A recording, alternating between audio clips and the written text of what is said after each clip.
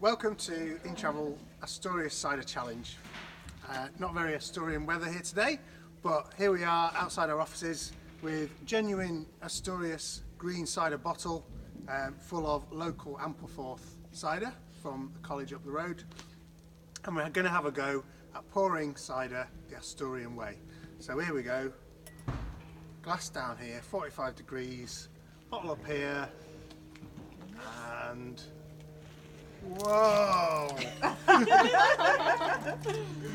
There we go. I'm going to have to drink it now.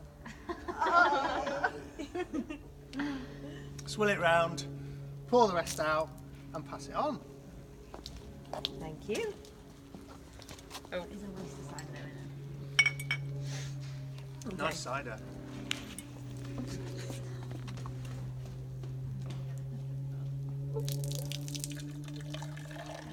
Oh, welcome. Nice. It's a shame it's not even swag. There you go. Oh, pressure.